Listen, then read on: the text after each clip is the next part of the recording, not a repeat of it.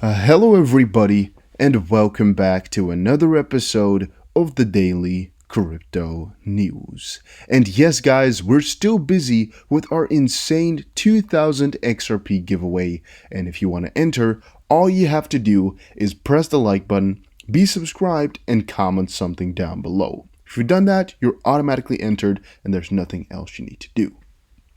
Having said that, let's get into the video of today.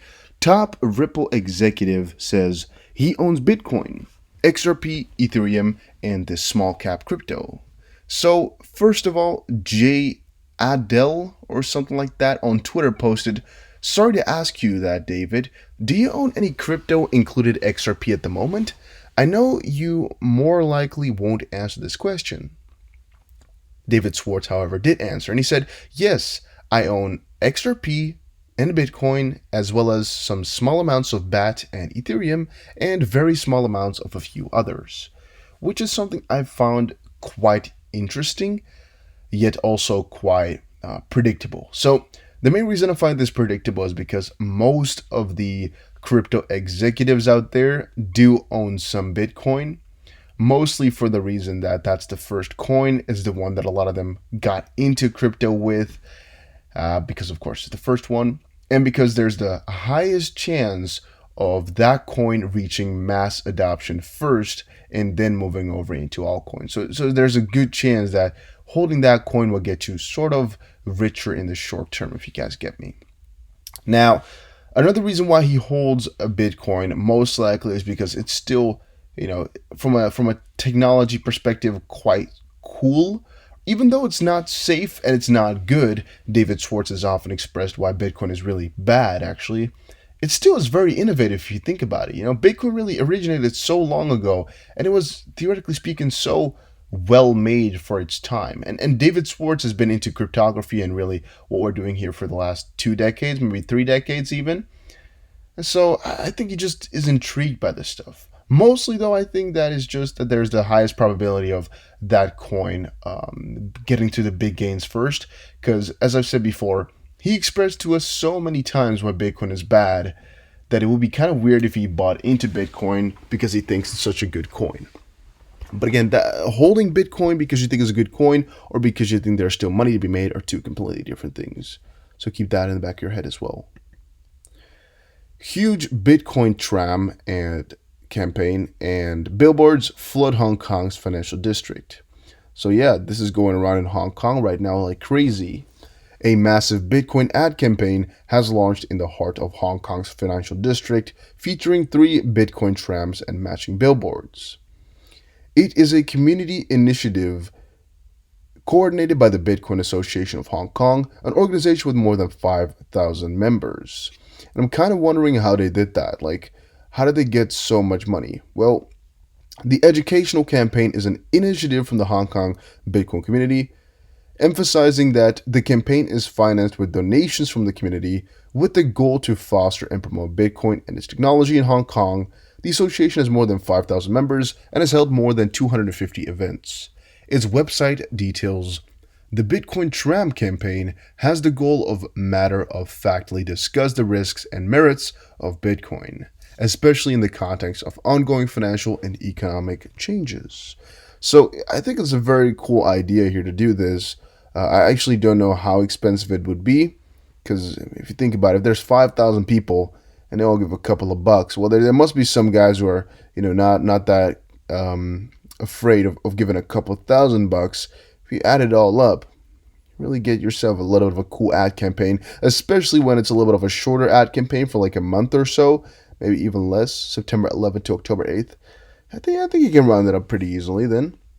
But yeah, spreading crypto awareness. And by the way, some people ask me very often, why are you sometimes praising Bitcoin, right? Aren't you really XRP, yada, yada, yada? So I must explain to y'all, I do like XRP, I do hold a lot of XRP. But I at this point, really, really do like holding Bitcoin as well, mostly for the reason that I think it's going to be very, very profitable to hold. That's really one of the main reasons why I'm holding it. But also because I think that's the coin, like I just said, why others hold it, that will get some crazy adoption first before it moves over into altcoins. So let's say, for example, you are an XRP only fan. OnlyFans. That's completely fine. It can still, however, be profitable. Again, this is not financial advice, this is just my opinion, to hold Bitcoin first. And the main reason for that is people are going to need some way to get into crypto, right? And what's the easiest way at this point? It's not XRP, it's Bitcoin. What's the easiest way to get your fiat into crypto? It's most likely going to be through Bitcoin. So if people want to buy XRP, they're most likely going to buy Bitcoin first and then exchange that Bitcoin for some XRP. That's what I think. Again, so there's ultimately some demand for Bitcoin, even if XRP rises. You guys get me. XRP, ADA, Bitcoin Cash, and others have no future despite the sky-high valuations. Google Payments engineer Tyler Reynolds. So DeFi has been on a roll this year as the total value locked in surged from just under $1 billion to circa $7.8 billion at press time. So far this year, this figure has grown by over 1,200%, and the DeFi frenzy seems to be only getting started. What I can say about DeFi is be careful with that stuff. Look at this one here. One DeFi project that has witnessed massive growth is Y-Earn's Finance Governance Token, YFI. The project, which was the first to introduce aggregated DeFi yields, started out trading at 3160 after it went live in July. Since then, YFI has parabolically rallied, now trading at around 38,584. I actually don't keep myself up with this type of stuff, so it could be that that's false and not true at all. I actually don't know. All right, so these numbers, it went from $31 to $38,000. Damn, son. Pretty damn crazy. Talking about this DeFi stuff, because that's really what's popular right now, Chef Nomi from Sushi has returned all funds to the Sushi Swap community. Who would have thought an alleged exit scam could have a happy ending, because he brought the money back, which is pretty interesting if you ask me. Pretty damn interesting. In a surprise turn of events, Sushi Swap's former head, anonymously known as Chef Nomi, on Twitter has apologized for the mistakes and returned $14 million to the project's development fund. Nomi said in a tweet, "To everyone, I am sorry." Well, yeah, damn. I'm assuming, well, let's see here actually. On September 6th, news broke that Nomi had given FTX Exchange CEO Sam Bankman-Fried control of the Sushi Swap project, but not before taking approximately $13 million with them.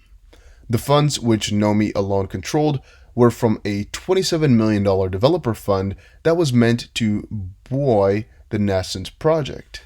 In response to Nomi's actions, Bankman-Fried told Cointelegraph, "I'm extremely happy that Nomi returned the Ethereum. It was the right thing to do. We shouldn't forget what he did, but we also shouldn't forget that in the end, he did the right thing." So, what I'm saying here to this one is, I think he got too hot under his feet, and he noticed he couldn't get away with this, and the losses were going to come in heavy, and they're going to get him for even more than what he was owed, and just going to maybe do some jail time. Maybe he understood that. And maybe he also understood that out of this 27 million, which he most likely had access to, in this case here, he stole 13, right, which he now has taken back. But it's kind of difficult to see exactly the structure. But I think that he might also understand that there's more money to be made if he plays it smartly, and so forward and so on. It's just too much of a hassle, too much trouble to go on with the way he's doing it right now. And what I personally think is it's going to be too expensive to just get away with what he's doing. His name is really ruined. Everything is just messed up. And I think this was the best thing to do. That's always a difficult choice, though. If you're going to exit scam, you must do it really, really properly. Otherwise, people are going to find you. And you're going to get some death threats. People are going to knock on your door, and stuff like that. CZ just posted a very interesting hypothetical, or actually a question, over on Twitter. A guy just sent 800 BNB, which is Binance token, $20,000 to his smart contract address by mistake on Binance Smart Chain. It is effectively burned, which means that it's permanently stuck, and that's kind of burned. He's begging for our help now. We could make him whole by deducting that amount from the next burn. But should we do it? And it's a very big ethical question, really. And I think it draws a little bit further into, what do you think about crypto? What should be allowed? What should not be allowed? I think Thomas Silkier had a very good response. He said, if you send it from an exchange, or the exchange, the Binance exchange, I think the exchange should have helped prevent the mistakes by warning users withdrawing that if the exchange has any insights about the recipient, they should be warned, that this is not a appropriate address or something like that. However, if it was sent from a private wallet, it's your own risk for being your own bank, which means you shouldn't reimburse him. Now, the rest of the comments was really, really positive. Everybody's like, yeah, give him back, give him back. But some others were stating, you should give it back for the greater adoption of crypto. Because basically, if you give it back right now, it's going to show people that mistakes are human and they can be fixed. It's not like as scary as people sometimes think. However, there's also the different side, which is that this stuff is not decentralized. Because if they can do this type of stuff, they can reverse transactions, sort of, not completely, but kind of, because in this case here, he sent some money away poorly, and now he's kind of getting it back. Now again, guys, that's not really how it works. You can't reverse the transaction, but they can just kind of give him some other money. I still think that's really a crooked system, right? If they can just burn less so they get more money, if you guys get where I'm coming from here, it's a little bit of a strange situation. In the end, though, I'm still kind of divided, because I think this is the mistake that's human, but that kind of won't be there anymore in the future. It's something that we can prevent by just having some more disclaimers. On the contrary, though, it's just a dumbass mistake. I think you should kind of be punished for things like that. In this case, it's $20,000. Maybe that's everything. Maybe it does nothing to him. I don't know. But it's your own fault for either mistyping something or something along those lines. It's your own money. You make the exact choices you want to make with that. If you send it to the wrong person, you can't go complaining at any party right now because you messed up. There's nobody else except for you that messed up right there. Because if you're withdrawing it yourself, that is. So I find it a little bit difficult. XRP Yo-Yo just posted, I don't believe in coincidences. And it's a picture of price prediction by 2020 from Wall Street Forecast, October 2017. Bitcoin, 183,587. Ethereum, 17,032. XRP, 1,046. And Litecoin, 982. And I don't actually know or really understand why he said I don't believe in coincidences and what the joke is about all of this and what yada yada yada. I just understand that people think this is really, really nice and would be really happy if this were to happen. And all I can say is keep dreaming on, but that's really most likely not going to happen in 2020. Just to be the bull man here for a little bit. Going to $1,000 in the next couple of months, next 3-4 months. Theoretically speaking, is possible, but the probability, the likelihood is so small that I think you have a higher chance of winning the lottery than that happening. But I guess both can be considered as lottery. So it just depends on how you view things. But just don't expect these things to occur. You can hope, you can have some dreams, but don't expect it because you're most likely going to be let down. Yeah, that's just something I'm telling people very often, to just not get drawn in too far. Because this stuff, it mostly hurts because you think something great is going to happen and then it doesn't. And then Ripple is hiring a technical service engineer from Mumbai, India. So yes, the progress in India is still going on quite strong. Quite happy to see that, to be honest.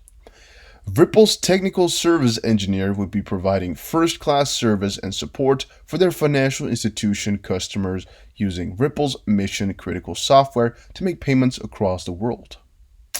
Pretty damn good, guys. So they're definitely still expanding. Ripple's looking for more and more employees every single day. There's always like 30 applications open, which I find interesting. I'm like, how did they get so many new jobs that they always have things open, like 30 of them?